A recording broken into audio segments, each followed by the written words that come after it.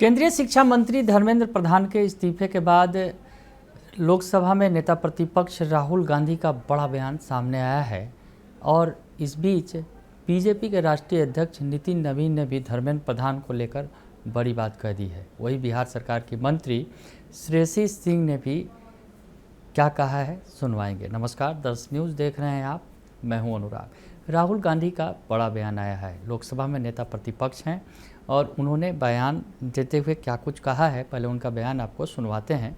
शिक्षा मंत्री के इस्तीफे के बाद उनका बयान आया है, सुन लीजिए आप। Education minister Dharmendra Pradhan's resignation is a huge step in rebuilding our education system. It's a symbolic step because he was a symbol, but it is still a big step. And I want to congratulate every single student, every single youngster who came out on the streets and fought for democracy, fought for the future of this country, and defended the Constitution. I'm proud of you. Well done. It's also a signal to other parts of society, farmers, laborers, poor people, anybody who this regime is attacking and oppressing. There is wisdom and courage in standing up. Daro mat, let's get rid of this regime that is attacking India, destroying our constitution, capturing all our institutions. Let me remind the government, there is still two demands outstanding. The first one, and most important one, anybody who has raised a finger on our students, beaten them, shot at them, has to be held accountable.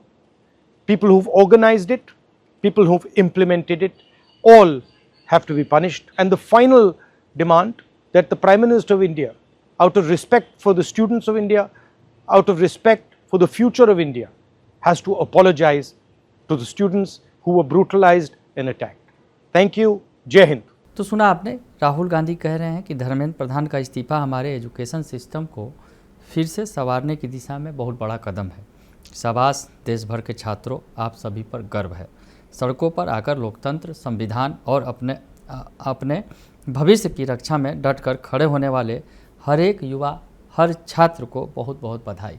तो बधाई दे रहे हैं राहुल गांधी, नेता प्रतिपक्ष लोकसभा, कह रहे हैं कि सड़कों पर आकर लोकतंत्र, संविधान और अपने भविष्य की रक्षा में डटकर खड़े होने वाले हर एक युवा और छात्र को बहुत बहुत बधाई है।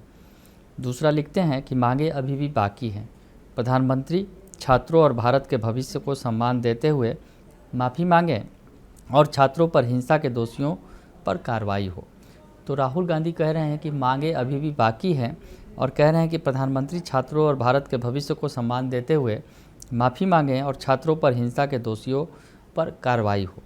आगे लिखते हैं, ये समाज के दूसरे वर्गों, किसानों, मजदूरों, गरीबों, हर वो व्यक्ति जिसे इस सरकार ने दबाया है, कुचला है, अपने सम्मान के लिए संवैधानिक तरीके से डटकर खड़े होने में ही असली साहस है।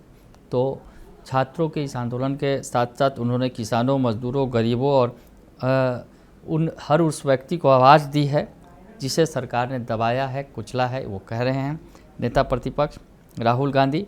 और कह रहे हैं सबसे बड़ी बात, इस सरकार को हटाने का वक्त आ गया है, डरो मत। राहुल गांधी कह रहे हैं कि इस सरकार को हटाने का वक्त आ गया है, डरो मत। तो छात्र आंदोलन में जो कुछ हुआ है, राहुल गांधी छात्रों और युवाओं की खूब तारीफ कर रहे हैं, उन्हें बधाई दे रहे हैं और कह रहे हैं कि अब इस सरकार को हटाने का वक्त आ गया है।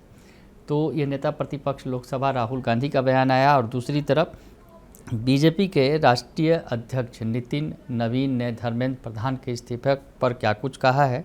सोशल मीडिया एक्स पर उन्होंने लिखा है, नितिन नवीन ने, और लिखा है कि केंद्रीय शिक्षा मंत्री के रूप में धर्मेंद्र प्रधान ने देश की शिक्षा व्यवस्था को बेहतर बनाने और राष्ट्रीय शिक्षा नीति यानी NEP, न्यू एजुकेशन पॉलिसी जो है 2020 को सफलतापूर्वक लागू करने में महत्वपूर्ण भूमिका निभाई।